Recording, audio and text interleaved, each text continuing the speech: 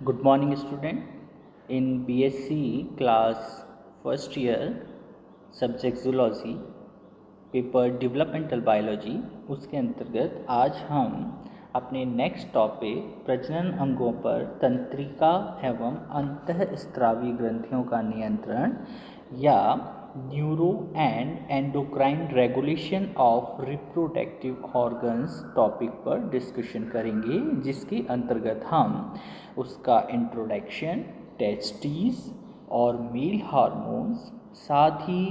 Testes के जो hormones हैं उन्हें और उन हार्मोन्स का फंक्शन और उनका इस ऑर्गन पर रेगुलेशन, इन सब टॉपिक्स को स्टडी करेंगे।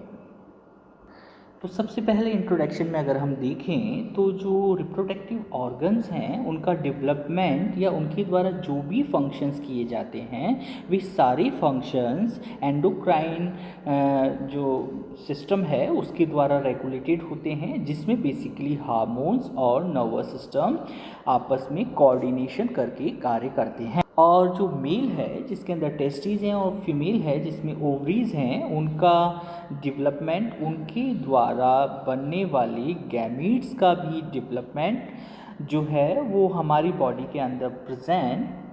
पिट्यूटरी ग्लैंड्स के जो है सीक्रेटरी हार्मोन्स के कंट्रोल में होता है। साथ ही साथ ये सेकेंडरी सेक्सुअल कैरेक्टर्स को भी जो है कंट्रोल करते हैं हार्मोन्स, और इसमें जो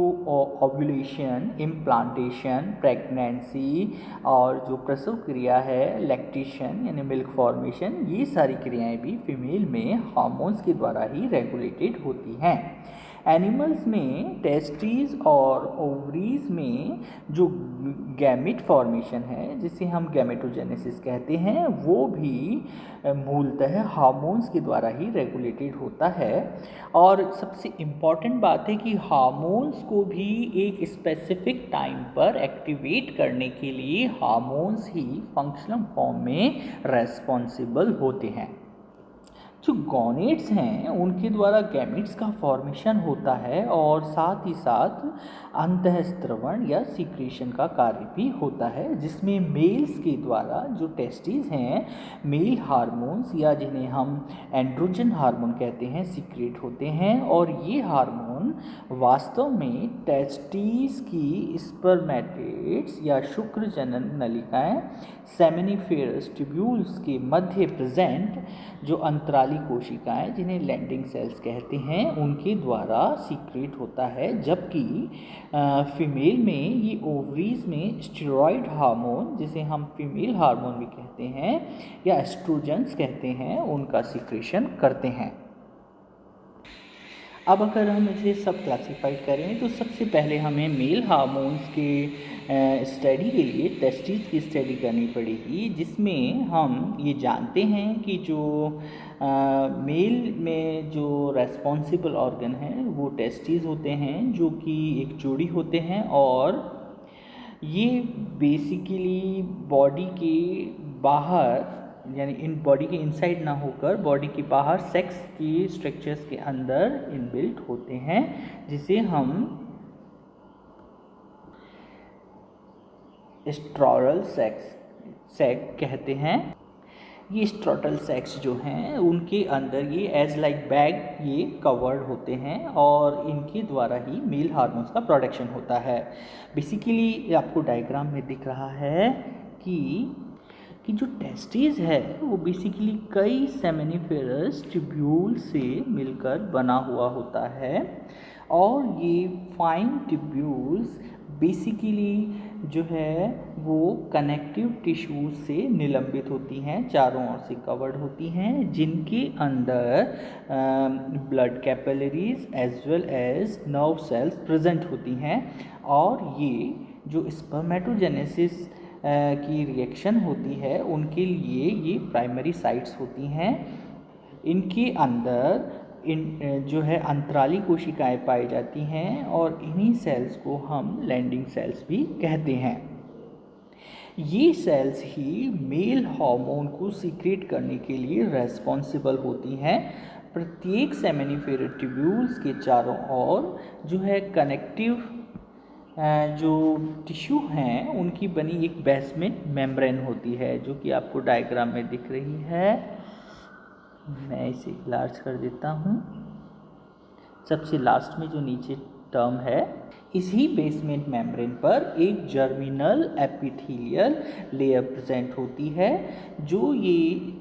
जर्मिनल एपिथेलियल सेल है वो बेसिकली 2 टाइप्स की सेल्स के द्वारा बनी होती है, जिसमें जो फर्स्ट टाइप की सेल्स हैं वो स्पर्मेटोगोनिया सेल्स होती हैं, जो कि स्पर्मेटोजेनेसिस द्वारा स्पर्म का प्रोडक्शन या मेल गैमेट का प्रोडक्शन करती हैं। जबकि जो सेकेंड टाइप की सेल्स होती हैं वो इन स्पर्मेटोगोनिया सेल्स को जो है तो बेस या सपोर्ट देने वाली होती हैं, साथ ही साथ ये सेल्स उन्हें न्यूट्रिशन भी प्रोवाइड करती हैं। इन्हीं सेल्स को हम सर्टोली सेल्स कहते हैं।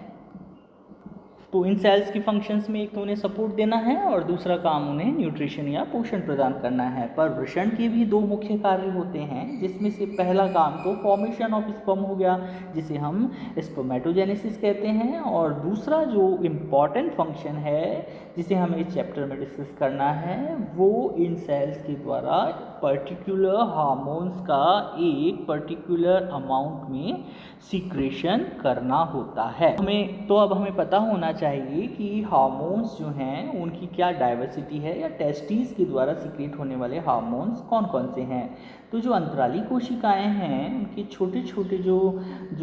ग्रुप्स हैं वो टेस्टिस में जो शुक्रजनन नलिकाएं हैं, या इन सेल्स के अंदर जो रेस्पॉन्सिबल साइट्स हैं वहाँ पर संयोजी ऊतकों के अंदर स्थित हो जाती हैं, और ये एंड्रोजन्स नाम का एक हार्मोन स्रावित करता है, जिसमें टेस्टोस्टेरॉन, डाईहाइड्रोटेस्टोस्टेरॉन और एंड्रोस्टेनिडियोन नामक हार्मोन मुख्य होते हैं। तीनों हार्मोन्स में भी जो सबसे ज़्यादा अमाउंट में है वो टेस्टोस्टेरॉन ही है। यह जो हार्मोन है वो बेसिकली अंतराली कोशिकाओं के द्वारा सिक्रेट होता है, और इसका जो स्त्रावण है वो ल्यूटिनाइजिंग और जो FSH है, पुट्टिका उत्तेजक हार्मोन, फॉलिकल्स स्टिमुलेटिंग हार्मोन, जो कि जो अपनी पीयूष ग्रंथि है बॉडी में उसके एंटीरियर लोब के द्वारा सीक्रेट होता है और उसके कंट्रोल में होता है। मुख्य रूप से जो मनुष्य है उसकी अंतराली कोशिकाओं की जो क्रिया है वो एम्ब्रियोनिक कंडीशन में जो 7 वीक का जो फीटस होता है उसी समय वो एक्टिवेट हो जाती हैं, और इस एम्ब्रियो में ये अंतराली कोशिकाएं जो हैं प्लेसेंटा के थ्रू जो secretory human chorionic gonadotropic hormone HCG से ये स्टिमुलेट किया जाता है, जो कि फंक्शनल एस्पेक्ट में ल्यूटिनाइजिंग जो हार्मोन है उसके समान ही जो है फंक्शन करता है। बाद में ये अंतराली कोशिकाएं कंप्लीट लाइफ में ओनली ल्यूटिनाइजिंग हार्मोन का ही सीक्रेट करती हैं। ये कोशिकाएं उसके एनिमल के पूरे लाइफ स्पॉन के अंदर फंक्शनल होती हैं, और फंक्शनल एस्पेक्ट में सिर्फ इनकी जो रेट है वो अर्ली एज में, मतलब जो इनकी यंग एज है उस समय तो वो अपनी गुड क्वांटिटी के अंदर जो सीक्रेशन है उससे रिप्रेजेंट करती हैं, परंतु जैसे जैसे एजिंग आती है इनके द्वारा जो प्रोडक्शन होता है उसकी रेट में जो है कमी आती जाती है। अब हम अगर टेस्टोस्टेरोन की प्रॉपर्टीज़ को देखें तो ये मूलतः जो है एक स्टेरॉयड हार्मोन है, और इसकी जो 17 कार्बन है उसके ऊपर कोई भी जो है साइड चेन या इसकी पार्श्व श्रृंखला नहीं होती है। इसका जो फॉर्मेशन है वो कोलेस्टेरॉल से होता है मूलतः, और ये जो है जो अंतराली कोशिकाएं के अंदर जो ब्लड सेल प्रेजेंट होता है उससे ये जो है अपनी ये प्रॉपर्टी कोलेस्ट्रॉल को जो है गेन करती हैं, या ये स्वयं भी एपिटेट्स से जो है वो संश्लेषित या सिंथेसाइसिस की जा सकती हैं। टेस्टोस्टेरोन के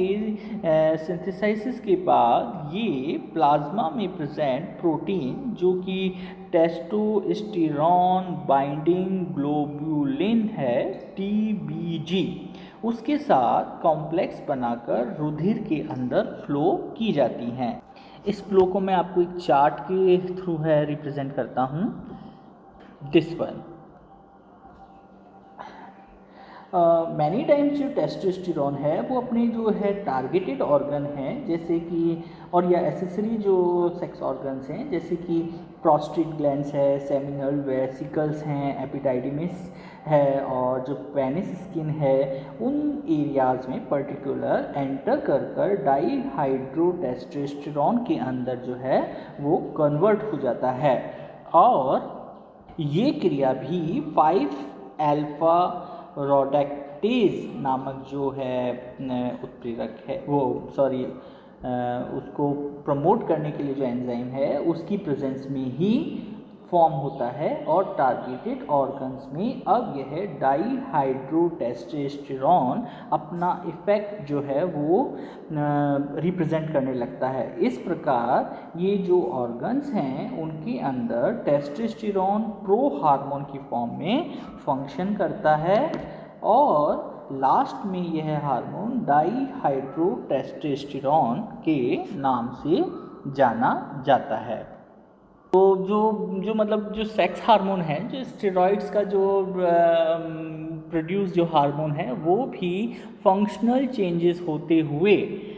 टारगेटेड ऑर्गन पर किसी पर्टिकुलर फंक्शन को करने के लिए रेस्पॉन्सिबल होता है। कभी कभी मॉडिफिकेशंस में दूसरे टाइप के भी मॉडिफिकेशन होते हैं, जैसा कि टारगेट ऑर्गन्स में एक प्रोस्टेट जो ग्लैंड्स है उसके अंदर टेस्टोस्टेरोन की कुछ अमाउंट 5-अल्फा एंड्रोस्टेनिडियोल जो है उस कंपाउंड में कन्वर्ट होकर ही अपना जो है ऑर्गन के ऊपर वो फंक्शन कर पाती है। इसी सीक्वेंशियल चेंजेस के अंदर कभी कभी टारगेटेड ऑर्गन में जो है फंक्शन वो एस्ट्रोजन के द्वारा प्रमोट होता है। टेस्टोस्टेरोन का जो है एंड्रोजन में कन्वर्ट जो है वो मैमल्स में पाया जाता है, मैमल्स में भी मैंस में जो ह्यूमन है उसमें पाया जाता है। कभी कभी कुछ टारगेटेड ऑर्गन्स में ऐसे एंजाइम्स प्रेजेंट नहीं होते हैं जो कि टेस्टोस्टेरोन को उसकी अलग फॉर्म में यानी डाईहाइड्रोटेस्टोस्टेरोन जो है उस ऑटोमेटिकली ही अपने जो हैं वो फंक्शंस को उत्पन्न करने के लिए रेस्पॉन्सिबल होते हैं। इनमें मुख्यतः आप लोगों को पता है कि जो हमारे पेशी कंकाल हैं या हमारे वोकल्स में जो ऑर्गन है लैरिंग्स, वो ये इम्पॉर्टेंट ऑर्गन्स होते हैं जो कि टेस्टोस्टेरोन की हार्मोन के कारण वो गवर्न होते हैं या अपने फंक्शंस को रिप्रेजेंट करते हैं। तो अभी तक हमने जो है वो मेल हार्मोन्स में जो है उनकी जो साइट है यानी टेस्टिस हैं, टेस्टिस के अंदर वो क्या हार्मोन प्रोड्यूस करते हैं, डाइवर्सिटी ऑफ हार्मोन्स को देखा। अब हम नेक्स्ट एस्पेक्ट पर फंक्शंस ऑफ टेस्टोस्टेरोन्स पर स्टडी करेंगे। फंक्शंस ऑफ टेस्टोस्टेरोन, तो इसका जो है एम्ब्रियो की डेवलपमेंट में जो है बहुत इम्पॉर्टेंट फंक्शन होता है जो कि अपने 2 फेजेस के अंदर कंप्लीट होता है। टेस्टोस्टेरोन का जो फॉर्मेशन है वो एम्ब्रियो के 7 वीक्स के अंदर ही जो है एक्टिवेटेड हो जाता है और यह हार्मोन मेल जो ऑर्गन है या जो नर जननांग हैं उनमें जो है विभेदन को डिफ्रेंशिएशन को प्रभावित करता है। बेसिकली होता क्या है, इस 7 डेज ड्यूरेशन का जो एम्ब्रियो है उसके सभी में जो है वॉल्फियन एवं मुलेरियन जो डक्ट्स वो प्रेजेंट होती हैं। अब वॉल्फियन डक्ट से एपिडिडिमिस इस पर ये शुक्रवाहिनियाँ व शुक्राशयों का जो है वो डेवलपमेंट होता है, जबकि मुलेरियन जो डक्ट है उसके द्वारा वेजाइना गर्भाशय व फैलोपियन जो है डक्ट उसका डेवलपमेंट होता है। अब होता क्या है कि अगर टेस्टोस्टेरोन का जो है सिक्रेशन वो शुरू हो जाए तो फिर मुलेरियन जो डक्ट है वो अपने एक्टिवेशन को रिप्रेजेंट नहीं कर पाती है। इस कारण से जो सहायक एसेसरी जो मेल रिप्रोडक्टिव ऑर्गन्स हैं उनके डेवलपमेंट में हेल्प मिलती है और परिवर्धन होता है। इसी के अलग अगर टेस्टोस्टेरोन का जो है सिक्रेशन नहीं होता है तो उस स्थिति में मुलेरियन जो डक्ट है वो डेवलप हो जाती हैं और ये अपने एसेसरी जो जनन अंग हैं जिसके अंदर फैलोपियन ट्यूब है वो विलुप्त हो जाती है। अगर इन दोनों ही स्थिति में जबकि जो है दोनों कंडीशन के हार्मोन्स मेल हार्मोन्स और फीमेल हार्मोन्स दोनों ही एब्सेंट होते हैं तो फिर जो एम्ब्रियो का जो डेवलपमेंट है वो फीमेल ऑर्गन्स को ही जो है वो डेवलप करता है। अब सेकेंड एस्पेक्ट में जो इसका फंक्शन है यानी फर्स्ट में तो हमने देखा कि ये जो है बेबी जो है उसका प्रोडक्शन मेल होगा या फीमेल होगा उसके अंदर हेल्पफुल होता है। अब सेकेंड जो एस्पेक्ट है उसके अंदर ये जो जितने भी मैमल्स हैं उन मैमल्स में जो एम्ब्रियो है उसके अंदर जो टेस्टीज हैं उसके परिवर्धन या डेवलपमेंट को इफेक्ट करता है। होता क्या है बॉडी के अंदर स्पर्म प्रोडक्शन के लिए टेम्परेचर बहुत इंपॉर्टेंट वैल्यू रखता है और इसी कारण से जो फेवरेबल टेम्परेचर है उसको मेंटेन करने के लिए जहाँ पर स्पर्मेटिड्स का फॉर्मेशन होगा बॉडी के आउटसाइड जो है इन टेस्टीज को या स्पर्म प्रोडक्टिव फैक्ट्रीज को जो है बाहर जो है वो बॉडी के बाहर ये जो है कि एक पर्टिकुलर सैक या स्ट्रक्चर के अंदर वो है प्रोटेक्टेड रहते हैं। तो वहाँ पर इसके माइग्रेशन के लिए भी ये काम करता है। होता क्या है कि डेवलपमेंट के पूर्ण होते ही जो इंग्यूनल कैनाल है उसके द्वारा ये जो टेस्टीज हैं जो कि अपने बॉडी के अंदर थे वो माइग्रेट होना शुरू हो जाते हैं और इन वृषण कोशों में आ जाते हैं। तो ये जो टेस्टीज़ हैं उनका वृषण कोशों के अंदर जो है अवरोहण या उनका वहाँ पर माइग्रेट होना भी इस हार्मोन्स यानी टेस्टोस्टेरोन के ही नियंत्रण में या कंट्रोल में होता है और ये तब ही वृषण कोशों में उतरते हैं या माइग्रेट होते हैं जबकि ब्लड के अंदर टेस्टोस्टेरोन का लेवल डिज़ायर्ड मात्रा में प्रेजेंट होता है। अगर इस अमाउंट के अंदर एक्सेस मोर और लेस हो जाता है तो फंक्शनल एक्टिविटीज़ में हमें कुछ एरर्स या डिजीज़ जिन्हें हम कहते हैं वो देखने को मिलती हैं। अब हम टेस्टोस्टेरोन के फंक्शंस को भी हम दो भागों में डिवाइड करके पढ़ रहे हैं जिसमें हमने पहले देखा प्री कंडीशन यानी एम्ब्रियो के जब बेबी डेवलप हो रहा है और बेबी का जब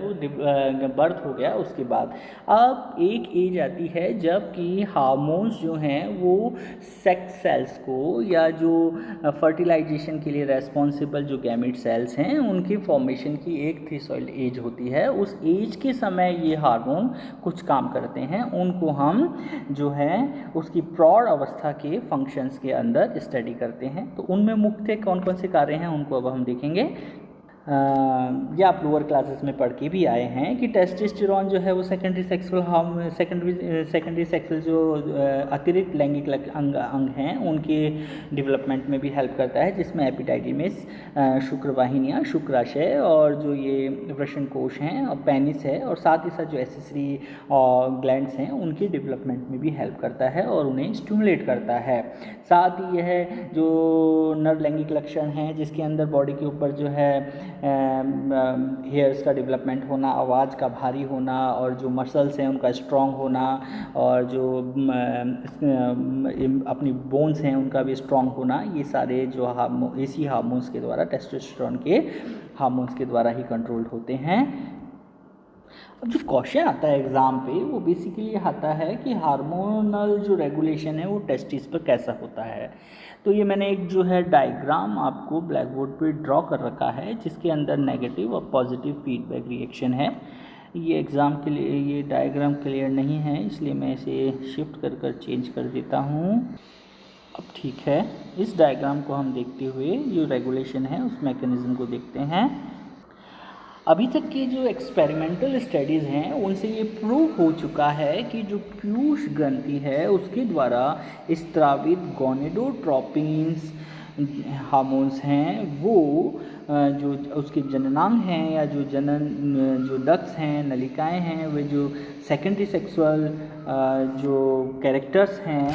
द्वितीयक लैंगिक लक्षण, उन सभी को डेवलप करने में इम्पॉर्टेंट रोल निभाता है, जिसके अंदर FSH, जिसे हम पुट्टिका उत्तेजक हार्मोन, स्टिमुलेटिंग हार्मोन, जो कि वृषण में शुक्र जनन नलिकाओं की ग्रोथ में तथा जो स्पर्मेटोजेनेसिस है उस एक्टिविटी को प्रेरित करता है। साथ ही साथ जो LH ल्यूटिनाइजिंग हार्मोन है वह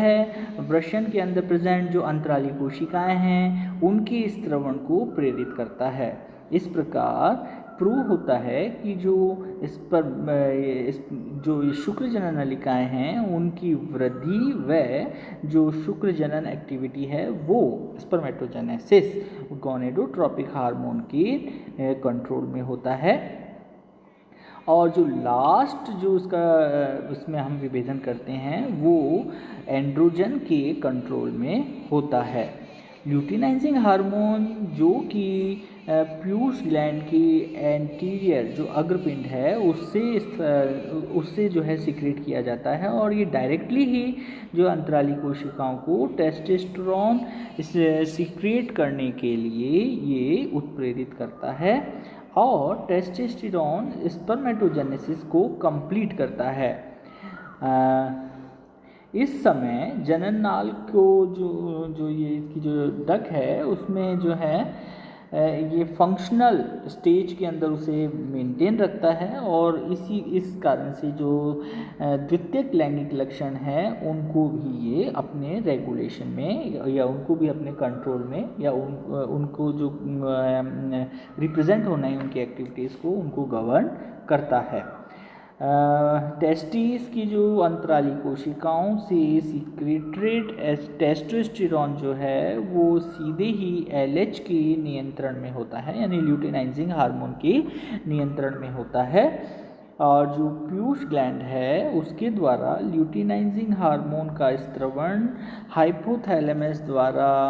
जो सीक्रेटेड हार्मोन होता है उसके कंट्रोल में होता है। जो मास्टर ग्लैंड है उससे अगर टेस्टोस्टेरोन का जो सिक्रेशन है वो जो है नेगेटिव फीडबैक मैकेनिज्म जिसे हम ऋणात्मक पुनः निर्वेशन क्रियाविधि कहते हैं, पीयूष ग्रंथि व हाइपोथैलेमस के स्त्रवण को वो इनहिबिट करता है या संदमित करता है, रुकता है। नेक्स्ट में शुक्राणु जनन नलिकाओं में जो प्रेजेंट सर्टोली सेल्स हैं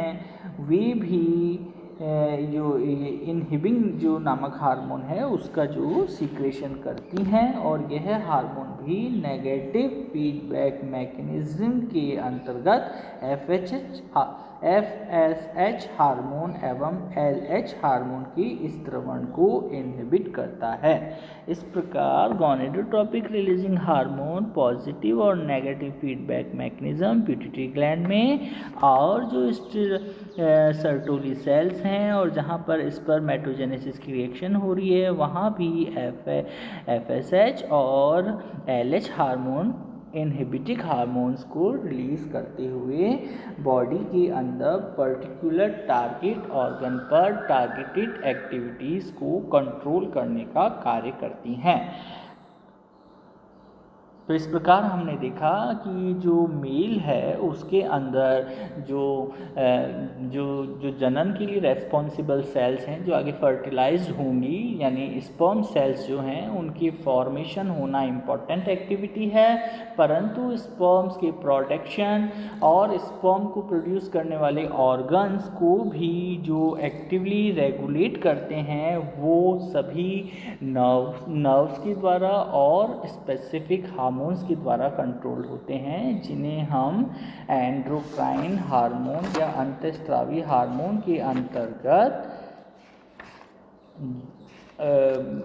जो है वो रिप्रोडक्टिव रेगुलेटरी ऑर्गन हार्मोन्स में स्टडी करते हैं। Thank you.